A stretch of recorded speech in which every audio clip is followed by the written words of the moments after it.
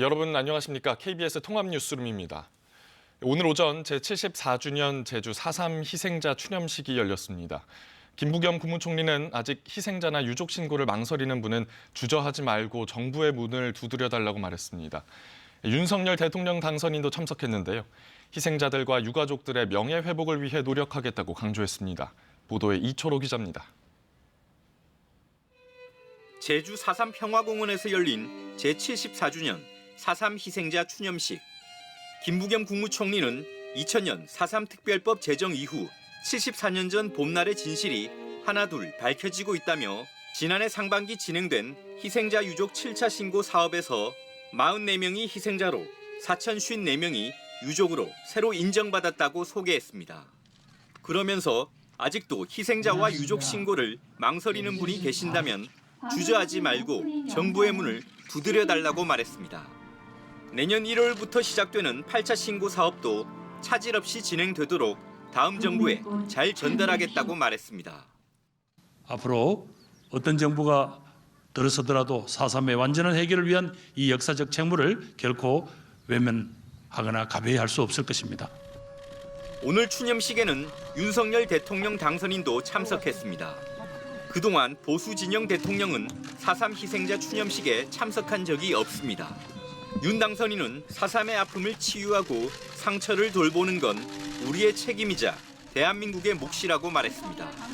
그러면서 희생자들과 유가족들의 명예회복을 위해 노력하고 그들의 아픔을 국가가 책임있게 어루만지겠다고 강조했습니다. 과거는 우리가 바꿀 수 없지만 미래는 우리가 함께 만들어갈 수 있다는 믿음이 비극에서 평화로 나아간 4.3 역사의 힘이라고 저는 생각합니다. 재임 중 3차례 직접 추념식에 참석했던 문재인 대통령은 SNS 메시지를 통해 언제나 제주의 봄을 잊지 않겠다며 다음 정부에서도 남은 과제 해결을 위한 노력이 이어지길 기대한다고 말했습니다. KBS 뉴스 이철호입니다. 윤석열 대통령 당선인이 오늘 오후 신임 국무총리 인선을 발표합니다. 초대 국무총리 후보자로는 한덕수 전 총리가 지명될 예정인데요. 두 사람은 어젯밤 만나 국정 전반에 대해 논의했다고 밝혔습니다. 조지현 기자의 보도입니다. 윤석열 대통령 당선인이 오늘 오후 서울 통이동 인수위에서 신임 국무총리 인선을 발표합니다. 새 정부의 초대 국무총리 후보자로는 한덕수 전 총리를 지명할 예정입니다. 한 전 총리는 오늘 기자회견에도 참석합니다. 전북 전주 출신인 한덕수 전 총리는 김대중 정부에서 대통령 비서실 경제수석, 노무현 정부에서 재정경제부 장관과 국무총리를 지냈습니다. 이명박 정부에선 주미대사, 박근혜 정부에선 한국무역협회장을 역임했습니다. 당선인 측 핵심 관계자는 윤 당선인이 국민통합은 물론 외교, 통상, 경제 전문가로서의 한 전 총리의 경륜 등을 두루 고려했다고 전했습니다. 한 전 총리는 KBS와의 통화에서 어젯밤 윤 당선인을 만나 총리 후보자 낙점 사실을 통보받았다고 설명했습니다. 한 전 총리는 국정 전반을 폭넓게 논의했다며 각 부처 장관 후보 지명도 너무 지체하지 않고 결정해 청문 절차를 요청하도록 협의했다고 말했습니다. 총리 후보자가 지명되면 경제부총리 등 초대 내각 후속 인선 작업도 속도를 낼 전망입니다. 당선인 측 관계자는 장관 후보자의 경우 인사청문 일정이 있어 속도감 있게 검증 작업을 진행 중이라고 전했습니다. KBS 뉴스 조지현입니다. 코로나19 신규 확진자가 사흘 연속 20만 명대를 기록하면서 감소세를 보이고 있습니다. 위중증 환자와 사망자 수도 다소 주춤하는 모양새지만 아직 정점을 지났는지는 알 수 없는 상황인데요. 한편 사망자가 늘어나면서 장례 공간 부족 문제가 불거지자 서울시는 내일부터 임시 안치실을 운영하기로 했습니다. 최유경 기자의 보도입니다. 오늘 0시 기준 코로나19 신규 확진자는 23만 4,301명, 사흘 연속 20만 명대로 감소세가 뚜렷합니다. 전날보다는 3만 명 가까이, 일주일 전에 비하면 8만 명 넘게 줄었습니다. 사망자 수는 306명 늘었습니다. 누적 치명률은 0.12%입니다.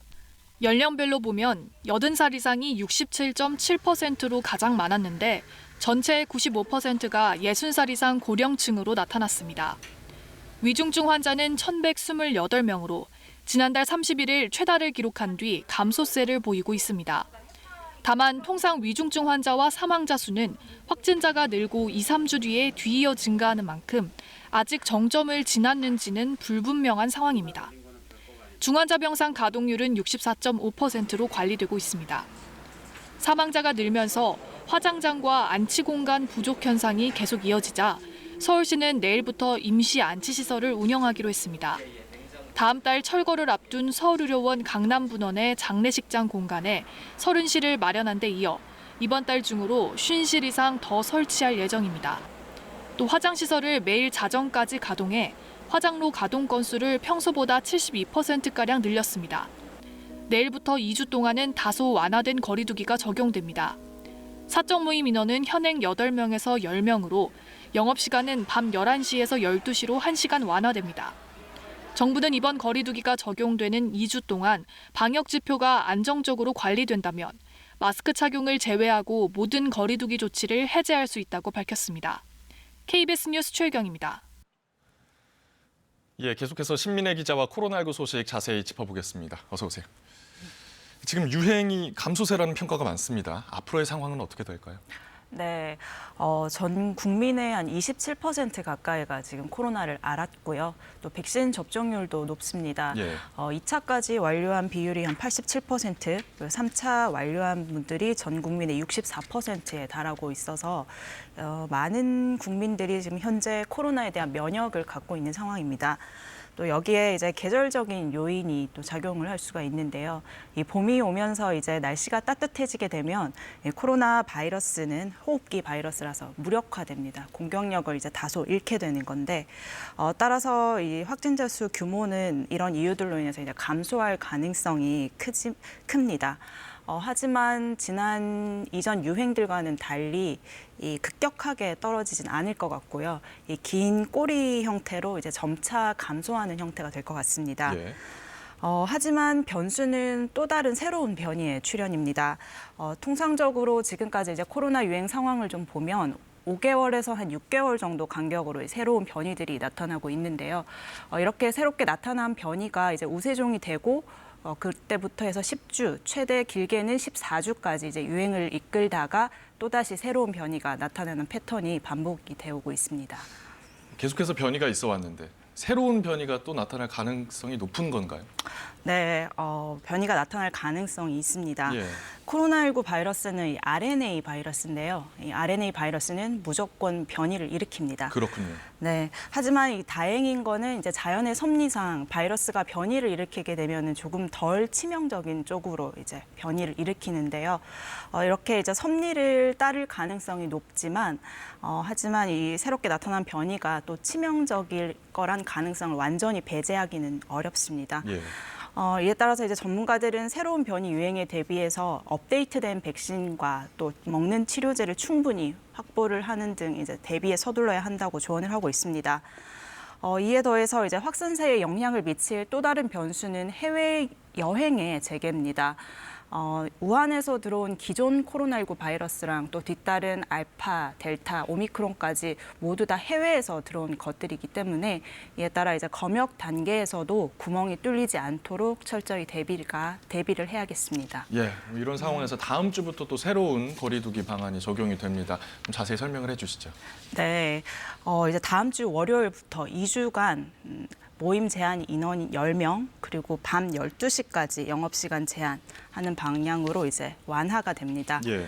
행사나 집회 인원은 기존처럼 최대 299명으로 유지가 되고요. 이렇게 이제 새로운 거리두기는 전면 해제가 아니라 일부 완화입니다. 확진자가 감소세에 접어들었기 때문에 이번 사회적 거리두기가 사실상 마지막 거리두기가 될 거라는 전망이 나오고 있습니다. 정부는 이번 거리두기가 끝나는 2주 뒤에도 이 의료 체계가 안정적으로 관리가 된다면 실내 마스크 착용을 제외하고는 뭐 영업시간, 모임 인원 또는 대규모 집회 등 모든 방역을 이제 완전히 해제하겠다는 입장입니다. 따라서 이제 앞으로 2주 동안 주의 깊게 지켜봐야 할 점은 이 확진자 규모와 또 위중증 환자의 감소 추세입니다. 예, 끝까지 대비를 철저히 해야겠습니다. 신민혜 기자와 함께했습니다. 고맙습니다. 김여정 북한 노동당 부부장이 오늘 담화를 내고 남측이 심각한 위협에 직면할 수 있다고 주장했습니다.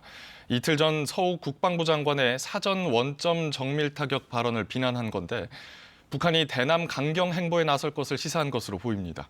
홍진아 기자의 보도입니다. 김여정 노동당 중앙위원회 부부장이 오늘 발표한 담화에서 남측이 심각한 위협에 직면할 수 있다고 주장했습니다.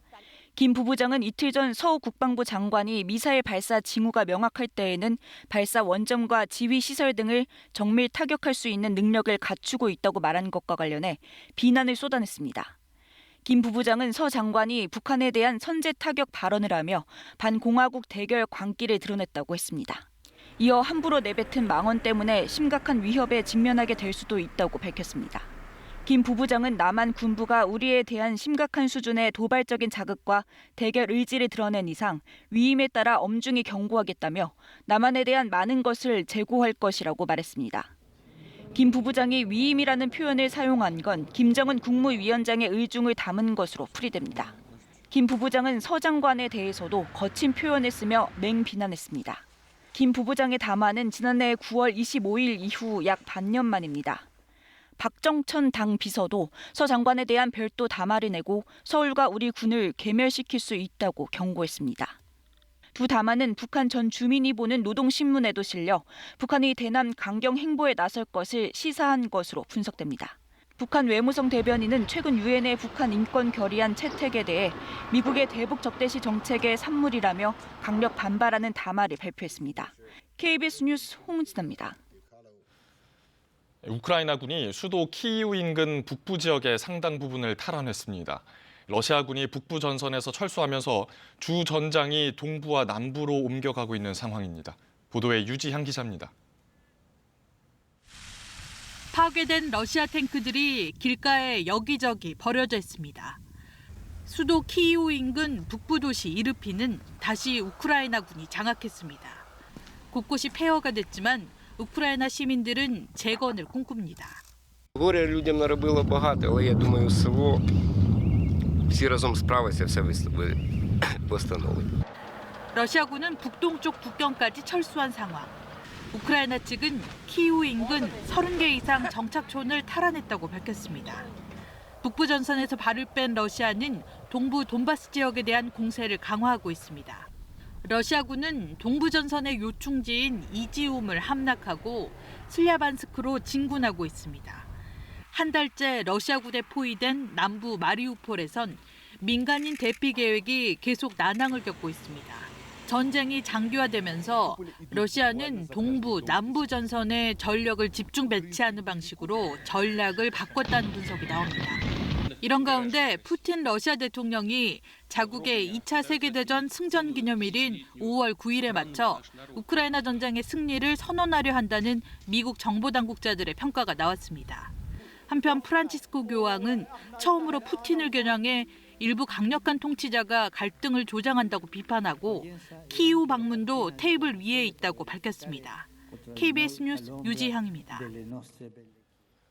좀처럼 기름값이 떨어지지 않는 상황에서 정부가 다음 주에 유류세 추가 인하 여부를 확정하기로 했습니다.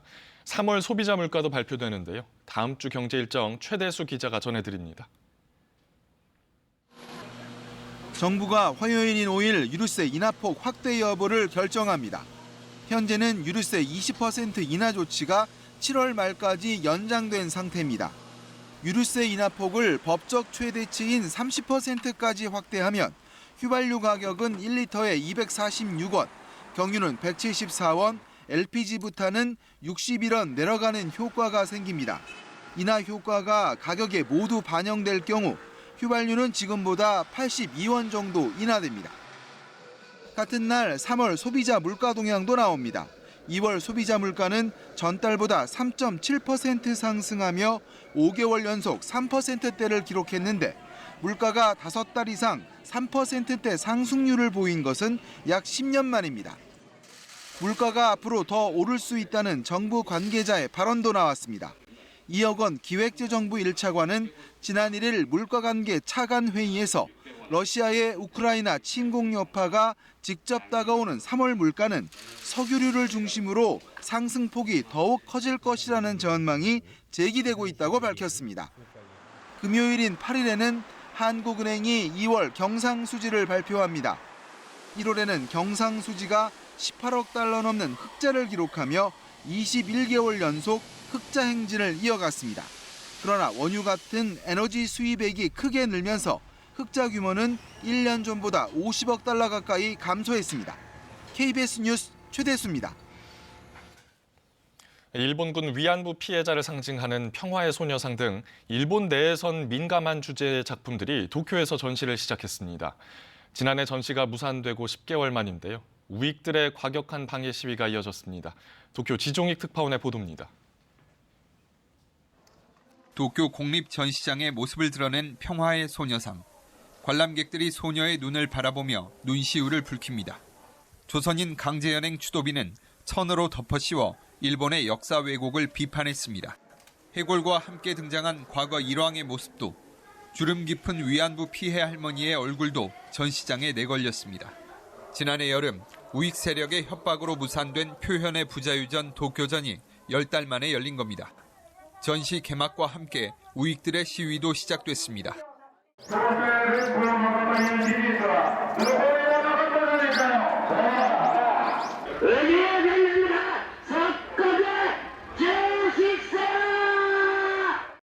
종일 전시장 주변을 돌며 차량과 확성기를 동원해 견디기 힘든 소음으로 전시를 방해하고 경찰과 마찰을 빚기도 합니다.